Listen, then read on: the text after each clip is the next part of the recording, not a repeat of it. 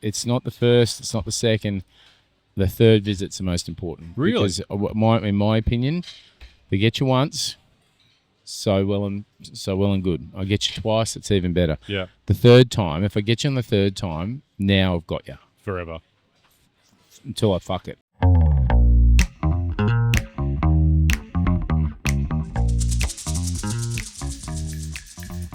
Hello, TK. Hello, Peter. How are you? I'm well. How are you? Overworked, underpaid. Take Probably the same as you. Take a number. Mine. I thought we should start with a little bit of a check-in more than anything else. Last time we spoke, we talked about opening restaurants and how fun that is, and we were both kind of in the middle of it. I was probably a week ahead of you guys at the time. How'd it go? Yeah, good. Second night tonight. So how'd last night go? Yeah, really good. So we capped the numbers. So Luke was pretty good at sort of restricting how many punters we were going to take yesterday. Yeah, I think we did about 90 or 100 for lunch and about 110 or 120 for dinner.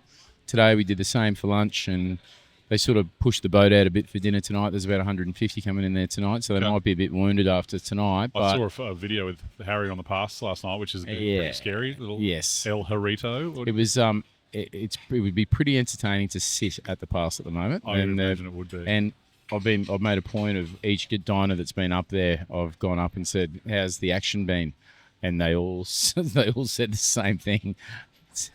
How scary Harry is. Yeah. I mean, and the thing is, like, when we say Harry's scary, correct. Yeah, he's just wants to get it done. He's not an arsehole about it. It's just like he's orchestrating a kitchen with, I don't know, 15 staff in there at the moment. It's a big kitchen too. Massive kitchen, and they're feeding a lot of people because it's as you know, the Mexican style food's great for sharing. So you get a table of 4.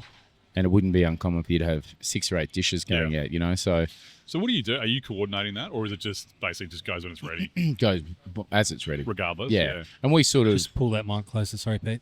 We sort of mentioned that in me. What when they order, just sort of say, look, the this is how we're going to come. We're probably going to send it this way. Yeah. And that kind of works well. It's one of those things where sort of having that conversation as well at Marlow, because there's a few things there that are pretty sharey. Like there's a sort of snack section, and then which are pretty much individual. And then there's people that want to just come in and have an entree and main, and so it's trying to work out how you do that in a way that doesn't sort of ruin each one person's experience. Sure. So I think it's an important thing to tell people, because if they don't know, and all of a sudden there's like one taco on the table, there's 4 people. It's like, well, what do we do here? Yeah. So I mean, I suppose we cemented the importance of a good test drive as well, because Monday night we had some issues with the tacos. We had an issue with what kind of thing? Just we were rolling like flavor wise, or no. We because we're new to the Mexican food. We've never said that we're doing a traditional taqueria or anything. So we're some Mirandais cooking Mexican food. But you're doing tortillas yourself, of right? course, From scratch, And masa flour is so different to regular flour. Yeah. So one of the things that I find really fascinating with it, and that is that you can keep rolling it and it doesn't tighten up. Yeah, it doesn't. You can't There's no overwork gluten it in much. it. So, but we were rolling them a bit thin, and like pasta thin is better. Yeah. But what happens is if you want to roll it really thin, you have to have the hydration up higher, so you need more water in the dough. And because otherwise it just dries out and falls apart, or a bit crumbly.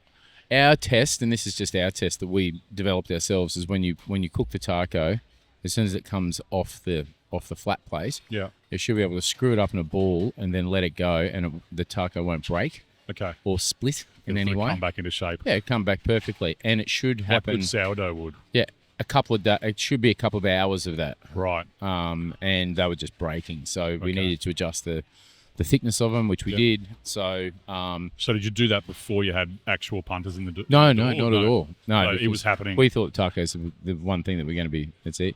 And it's like everything, right? You can cook one taco really well. You can probably cook 100 really well. We've talked about this before. Cook 1,000, it's different. So cook 1,000 in 8 minutes. Yeah.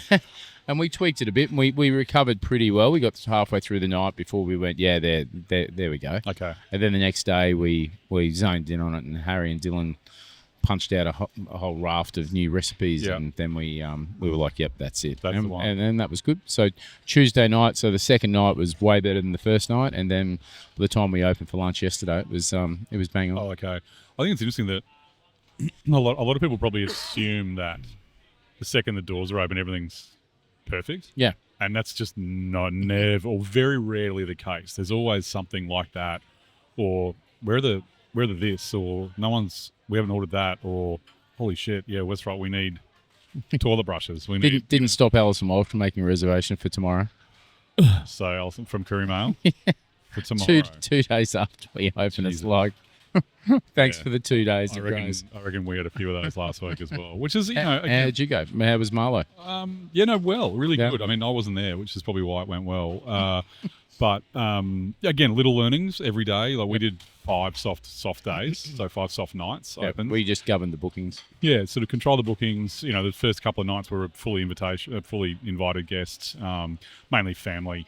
And some staff members from the other venues and things like that. Because you're going to get pretty true feedback from them as well, and that's what those nights are. It's like, tell us exactly what you liked and didn't like, and then we'll change that, whatever that may be. So there's little things like that, just a few tweaks, a few service things. The space has kind of got some quirks to it. So with regards to storage, so we've sort of got to get creative and things like that. Just trying to finalise a couple of sort of segments of service things with wine in particular, based on where things are, because it's across 2 levels. Mm-hmm. There's 2 bars. It's like they're not mirrored, but they're pretty close to being mirrored in terms of the bar. But then the wine storage, basically, all the white wine is upstairs, all the red wine is downstairs. Mm-hmm. So, and that's just the way it is. We had to sort of make that decision, but so it's just little bits and pieces, just little tweaks. But so far, I think everyone's pretty happy with it. I had some great feedback from one of our suppliers last night that was in there. Shout out to David Bone, who went in with Adam Foster from winery. They loved it. They had a ball. So and they drank pretty. They knew what to order, I suppose. So they drank a great bottle of sparkling, the Stefano Lubiano 2011. Incredible wine. That's just won best sparkling wine in Australia. So pretty happy to have that as well. So yeah, it's good. And people are what I'm loving is people are leaning into some of the wines that we've put on, like some of the older wines. Like we've sold some 98s and some 96s. And how did you get your hand on that? Depending on what it is, there's a couple of different things. Some of them are wine direct from winery, where I've just sort of reached out to people I know and be like, hey, what have you got?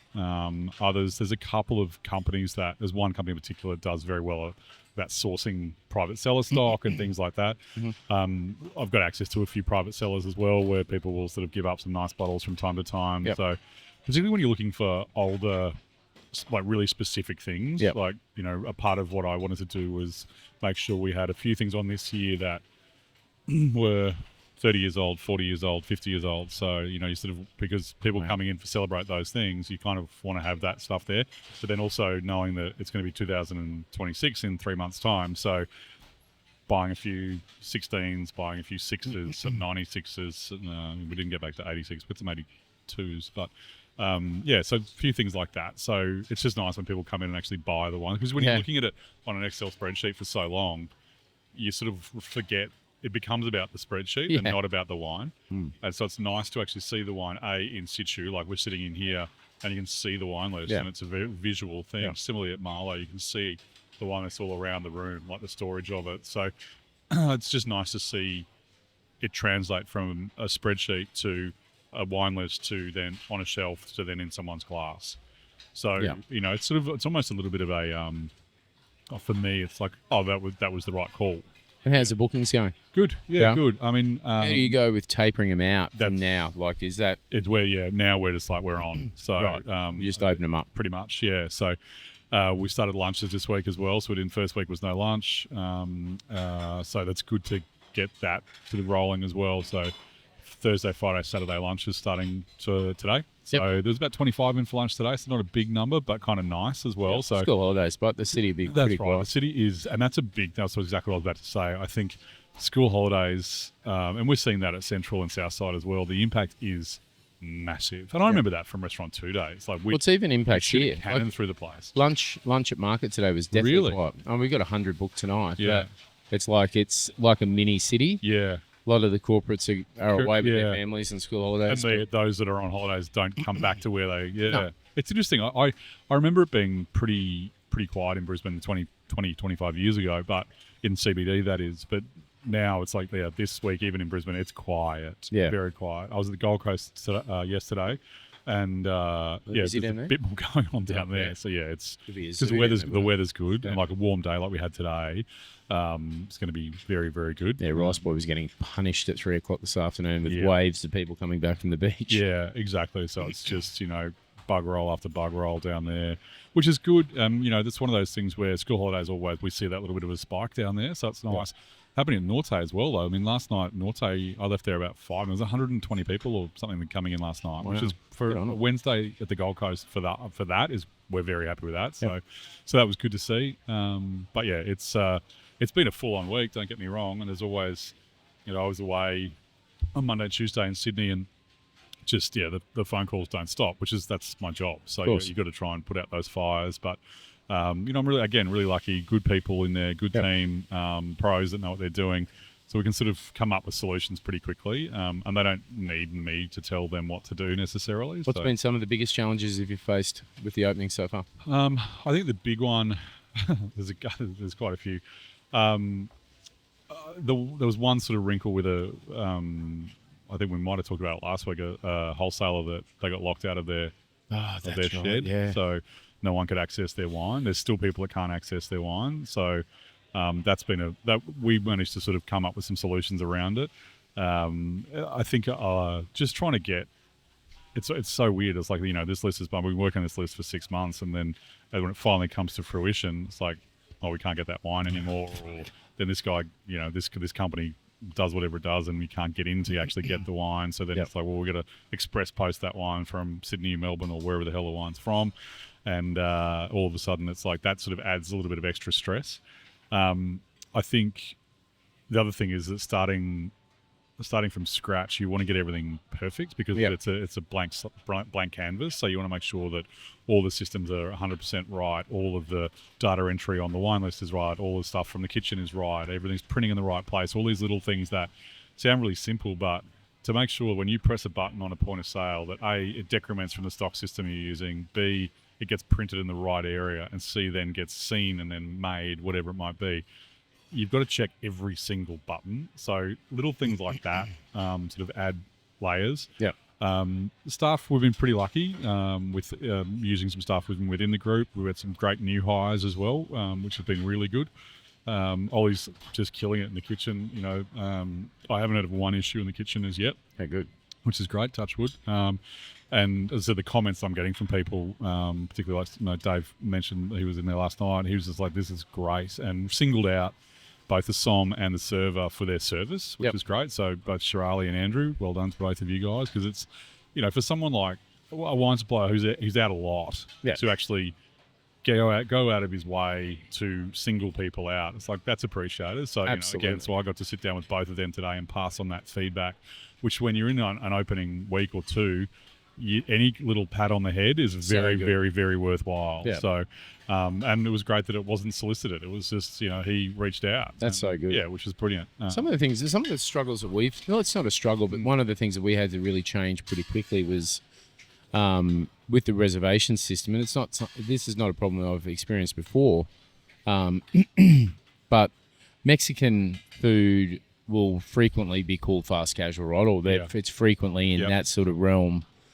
So we didn't know how long people were going to be able to dine for, and we've got a nice wine list, a great cocktail menu, and the menu is the menu. But we didn't know how long people would dine for. So you're sectioning off blocks in your reservation system. Yeah, based on time. So that's how it works. Just for those at home that don't No, when you use and generally most of us these days are using online reservation systems, they're cloud-based, but you have to set up all the rules. Yep. So it's like each table, this is how many people can sit at it, this is the service periods it's open, and then during that service period, how long that table is allocated for a booking. Right? Yeah, so it might normally be, it's like you an might hour be and a half allowed or 2 hours. 20 people at 7 o'clock Yep. for 2 hours. Yep.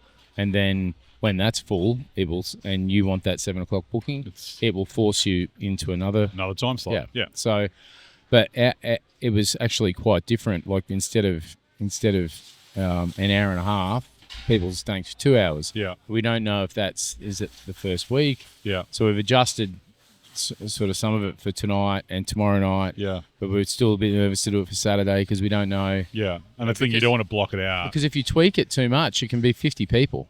Yeah. Like the difference between 2 hours and an hour and a half can be 80 people. Easy. You know, so you're like, fuck, I don't know what we're going to do. And so we're just going to, I just kept saying, let's just play it by ear and take walk-ins. Yeah. You know, this is not today's money, it's tomorrow's money. So we got to just look after the people that are coming in there. And that first experience obviously is critical. So you don't want to be rushing people out. Mate, I don't it's not the first, it's not the second. The third visit's the most important. Really? Because in my opinion, they get you once, so well and good. I get you twice, it's even better. Yeah. The third time, if I get you on the third time, now I've got you. Forever. Until I fuck it. Yeah. Really. And I've proven that to be very effective. So even if you've got to give the first 2 meals away, just get them addicted to the product. Would you, like, thinking about that, like Will Guadara and what he talks about in terms of like that surprise and delight thing, you know, and you can set this up in your booking system as well. It's like the third visit. It's like, you know, here's a comp glass of bubbles or something like that on arrival. So, because that's just going to cement it, you know. I know that was it him or was it, might have been Keith McNally from Balthazar that was talking about, don't give shit to people all the time because they just get used to it and they don't value it. No, and then when you don't give it to them, it'll then piss it's them like off. That's it. Then it's like we're not coming back here. We didn't get our free glass of champagne. It's like, Jesus, it's tough. Yeah. But I like that idea of surprising people. Yeah. When they're not expecting with whatever it might be. Yeah. And something a bit different could be a movie ticket. Totally. It could be anything, you know. Everybody loves getting something for free. Something for free. And it's interesting, Ollie has done, we're doing something at Marlow and I kind of don't want to give it away, but it's just something at the end which is just, it's really fun. Yep. And it's really simple. Cool. And I think it's going to work really, really well for people. And it's just a little petit four, but it's just what he's done with it is just, it's just cool. That's fun. Yeah. So I think that thing where you're not expecting something and you get it makes such a difference. So I've got Luke and Isaac. They're looking at the reservation systems like 2,000 times a day, just trying to get it right. And there's so much demand, especially on the weekend. Last weekend, last weekend of school holidays, NRL Grand Final. It's public holiday Monday. It's kind of like Sunday the perfect storm. Sunday could be a beast. And I keep saying, let's just not be greedy. So do what we do it really well. It's hard though when there's that many people wanting to come in as well. You don't want to say no at the start. But you'll never get them back. No, that's right. Up. So I'm okay to tightrope. You know, we'll make the money that we're potentially leaving on the table. We'll make it back next month. Yeah, exactly. So we've got to make sure that we run the race. We don't. It's not a sprint. So. No. That's what we're sort of running through, because that was one of the things that really surprised us. We knew it was going to be challenging to try and anticipate how long people are going to stay for. Yeah. But people are enjoying dining. You know, and that's a great fit out as well. It's comfortable. So I couldn't believe the amount of people that know a shitload about tequila and mezcal, which is just, they're nuts. And I'm talking people older than me who come in and go, oh yeah, I had that when I was in America, I really when I was in Mexico. XYZ, yeah. I was like, what the fuck? And talking about the different peat levels in mezcal, and it's like, who are you? The different cacti. Yeah, and is this Weber? I'm not. If it's not Weber, blue agave, I'm not interested. Oh mate, and then one lady was saying, oh yeah, I've got that one. I've got that one at home. This is today. I've got this one at home, but I haven't opened it. That's a special one. It's like a fucking $900 bottle of tequila. Yeah, and it's like tequila people are into it. It's like whiskey people. Yeah, but they're less obnoxious. I'm trying not to offend any whiskey people out there, but I think whiskey people can be quite militant about whiskey, and whiskey's the greatest. And we're talking specifically Scotch.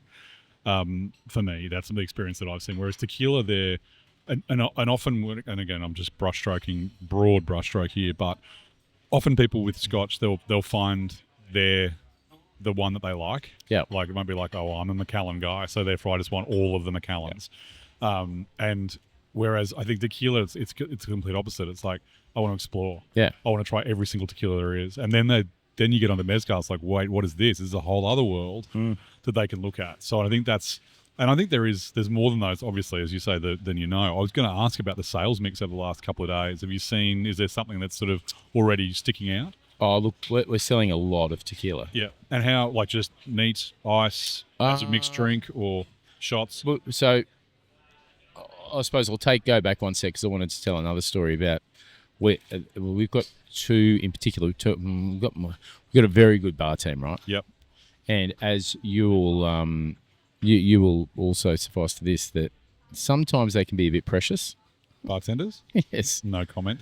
And they make these amazing drinks, which is fantastic. Yeah. A bit like chefs in the kitchen. Yeah. But they don't really take into account that people don't want to wait 45 minutes for a fucking drink. Right. So Monday night, family and friends night, a table of 14 ordered 14 different cocktails in the middle of the 100-pack dinner that we did. Yeah. Well, everything come to a grinding fucking halt for about 45 minutes. So at the end of the night, our bar manager turns around and he goes, well, that was a humbling experience.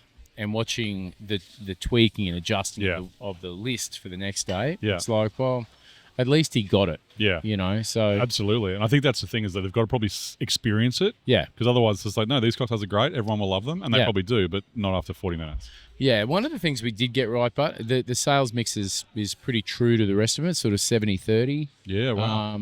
I reckon so that's 70 food, 30 bev? Yeah, and I think it will change a little bit, but because we did see yesterday a few people going into the bottle shop, and a bit similar to what we do here, where you can go in there, grab a bottle of wine, and you pay corkage and bring it back in, as long as you buy it from our wine store. From market, yeah. So and that worked really well, but are you advertising that or no? So just talk about it. Yeah, okay. And regulars will say, "Can I?" Yeah. You know, which we're all about that. Go for it. So and that skews that sort of sales mix a little bit because you don't see that bev sale in that business. True. It's just $20 of net profit flat. Yeah, which is money's money. So it's great. Yeah, but you don't get that real accurate data, as accurate as you can get. Yeah. So that was one of the things that we were like, oh right, okay.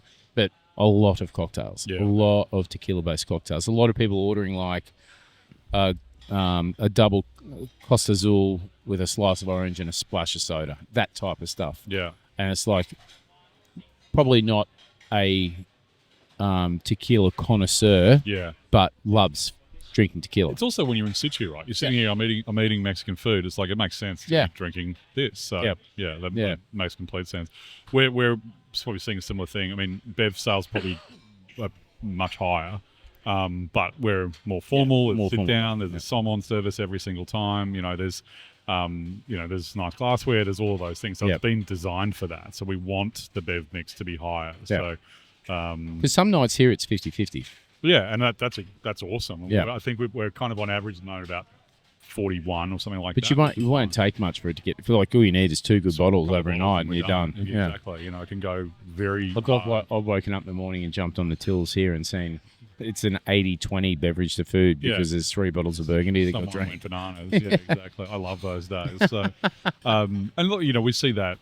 Certainly, I think, and I was talking to a lot of somms in Sydney this week for Winest of the Year awards and catching up with people afterwards, and a lot of the conversation was talking about how is everyone, how's business, and there was a lot more positivity in the room than there was last year, I think, particularly for Sydney. Sydney was kind of dead last year, and it's still CBD. Everyone's like, oh, lunches are pretty quiet and everything else, but the other thing that got talked about a lot was that there's still these crazy spends, like people coming in and just pushing the boat out and like, I'll take that. I was reading $1,000 bottle of wine. Chris Lucas is bringing grilled Americano to Sydney too, eh?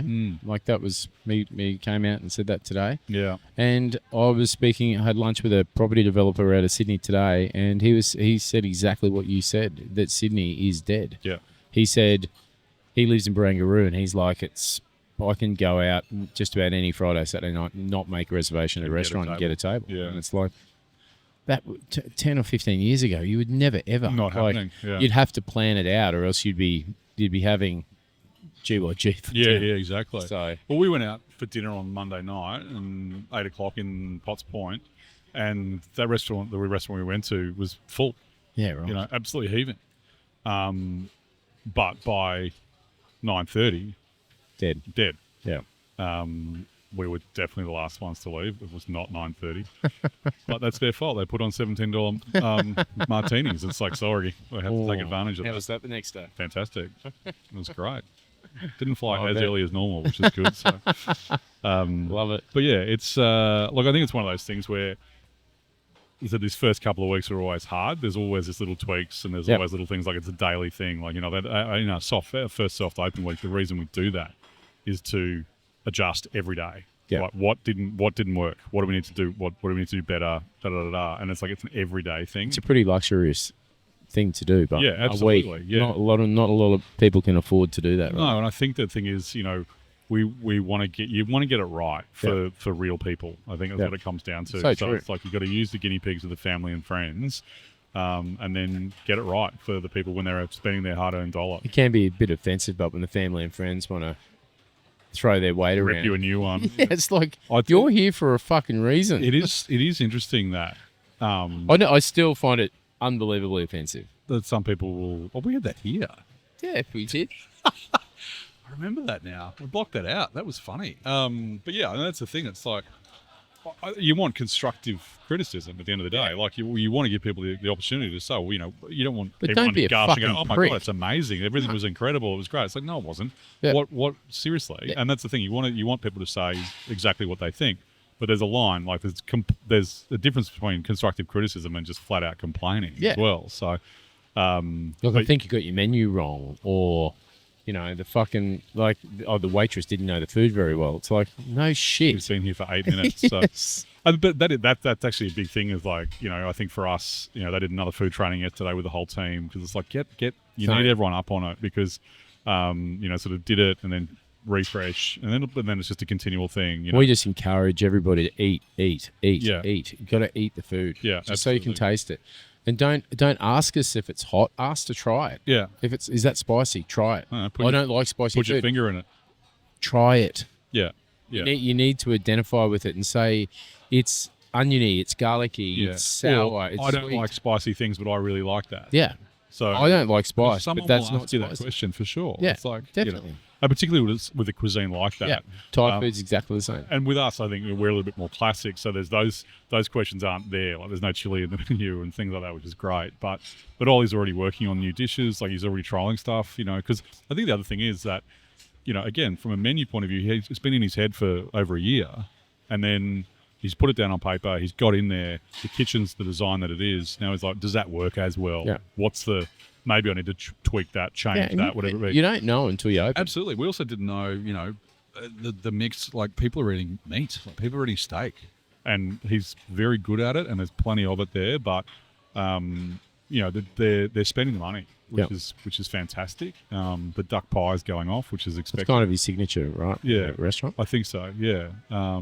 But it's, you know, we're talking today. We've got a couple of events coming up soon, and we're sort of going through the menu. And he's like, "Oh, I'm going to try this special. How does that be?" And I'm like, "Yeah, that'll be perfect. Thanks so much." So, again, what I love with Ollie's food is that it is classic and it is pure, and the flavors are very straightforward.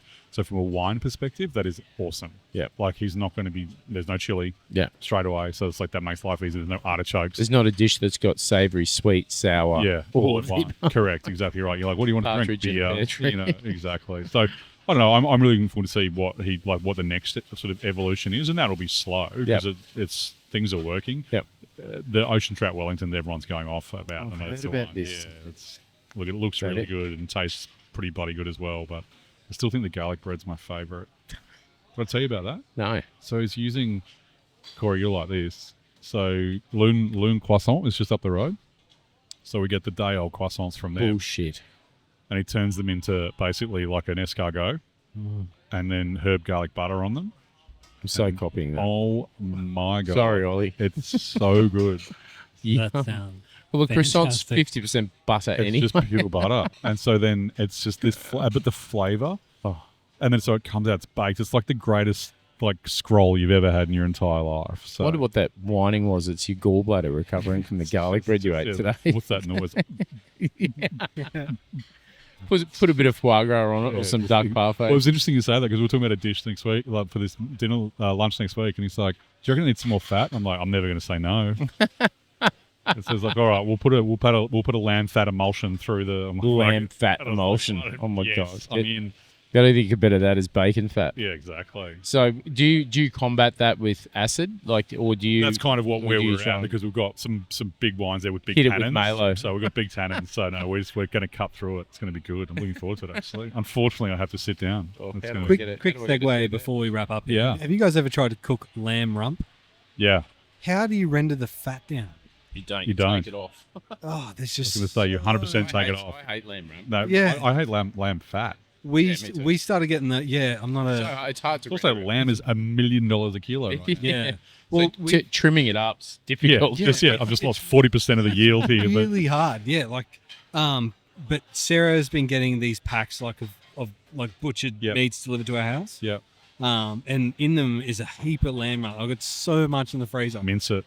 Man, it's probably not a bad idea. Seriously, there is mince it- that mince much it and fat in there. Make lamb It tacos. would be an 80 to 20 ratio. It's already done. Yeah, Exactly. it's already there. When you went to your Queenstown adventure this year, Corey, Yeah. did you have Pedro's lamb? No, we you had that? ate out quite Cheap? cheaply. Is it a We were brand? fish Holy and Jesus chips and Berg burger. no, I've been to Fergburger before and was severely underwhelmed. What? Yeah, it's not that good. Oh wow! Jesus, you're going to get crucified in the comments if anyone's still listening at this point in time. Fucking- Um, we got taken to task over Macca's. Imagine that. It's really not that good. Dude, You know it and I know it. Well, there's your fucking soundbite. what Then fucking strap I'm in. not agreeing with that at all. I will You be still get killed. blamed. What about, have you been to the bakery, the Ferg bakery next door? Yeah. Fuck. What's those Boston buns? The lamb and kumara pie? No, Ooh. the Boston bun, mate. It was a The bake- donut that's just filled with fucking half a litre of whipped fucking chantilly cream. You know what's actually really good? The It vanilla crunches in your teeth. sounds disgusting, but if you go to the Mackenzie region, they have salmon pies, and they are. Go to the what? if you go to the Mackenzie region, like The Mackenzie region. like north, you know how you got the Otago, and then you got the Mackenzie region No. up north, like where Twizzle is. Mate, you're saying words I've never fucking heard before in my life. Well, if you go to New Zealand, you go north about 3 hours, you'll enter the Mackenzie region. It's like salmon country, Yeah, right. Right. and they do these salmon pies, which will blow River salmon. Yeah, Estuaries. I guess so. Yeah, Yeah. Must be. yeah. It's man, Yum. it is so good. It is unbelievably good. What's in it? Cream, like a Oh, creamy. yeah, sort of- it's like creamy. It's like peas, cream, okay. salmon. like a Mornay almost. Yeah. yeah, I could get into that. freaking I reckon I good, could get into man. that. What? Yeah, it's really good. But Anyway, my point is that the Pedro's lamb, if you're ever in New Zealand, jump on this. Jump on Pedro. Like, honestly. Pedro. And Pedro. if you know, you fucking know. Because a good friend of mine, Stuart Collins, said to me, when you're in New Zealand, you got to have Pedro's. And it's just takeaway lamb shoulder. That's all they do. They do lamb shoulder. Oh, it's a place. Yes. I thought it was like a lamb, like a a restaurant. No, I didn't know that. In my mind, I thought it was like Savannah Venison or something Right. like that. No. Right. Okay. So Pedro's is a shop. in Queenstown. Yeah, there's several of them. Yeah. And all they do is lamb. They do lamb shoulder, slow cooked lamb shoulder. They do roasted potatoes. They do coleslaw, and they do braised peas. Well, they wouldn't be busy at all. So I'm up on the slopes watching my kids ski, and I'm like, because I'm not a skier, and I'm like, they're going to be so busted, and I can't be going out for dinner tonight. And then I remember somebody talking about this Pedro's. So I jump on their website, and it's like, oh, you can pre-order it and get it delivered to home. And because we had an Airbnb, and I'm like, what time is it? I'm like, just going to get it for 6 because these kids are going to be busted. And I'm like, you can get a quarter lamb shoulder, half lamb shoulder, whole lamb shoulder. I'm like, 4 lambs. Yeah. I'll have 2 lamb shoulders. Oh, you do fresh Did you get some for the kids? fresh baked focaccia. We'll grab 6 of them. Peas, 1 of them, 2 roast potatoes, and I'll have it for 6 o'clock. At 1 minute past 6, Boom. knock, knock, knock. Your Pedro's lamb is ordered, comes in a little barbecue silver tray. Pop the lid off it, sit it in Boom. the centre of the Done. table. Lamb rolls with roast potatoes. One of the greatest. So at Christmas time, this is what we're working on at the moment at Spiro. So we're going to do the only thing takeaway at Spiro will be A lamb shoulder. lamb shoulder. Quarter, half, whole. On Christmas Day? For every day. But we're going to do pickup times of 4, 4:30, 5, 5:30, 6, Not 6:30. Christmas Day though. No, Yeah, we everything's shut on Christmas Day, So- but get it the day before. Just think. But, Oh, that's gonna be. mate, Could be I'm in telling for you. that. That sounds like a pretty good idea. Yeah. So, No one in our house eats lamb. oh, really? Why? Nah, none of the girls like it. Neither A here. good friend of ours, Samil, she's the same. She's like, it's a little baby animal. She'll smash veal I don't think. and she'll smash duck. I don't think it's. I don't know what it is. I think the girls has never had it growing up. So Locke would eat it for sure. He'd eat it. He and I will just share a shoulder together. It'll be fine. Just get a loaf of bread and we're done. God. Let's wrap this one up here, All right. boys. All right. Well, well done, mate. Good on you, week mate. Yeah, surviving same. it. So let's. Good on Dolly and the boys we'll tomorrow. touch base again probably in a month or so and see Yeah. if we're both alive still. So Well, should see how many of the teams left. yeah, well, yeah, it's called churn. Do us a favour, team. Like, share, subscribe. Do all the things. All the Yes, that's it. Thank button you. pressing and all that Very good. stuff. Did I Like, say that comment, right? subscribe. There we go. Yeah. Like, comment, subscribe. Yeah. Well done. Subscribe. Looks Psych. Jesus. All right. See you, mate.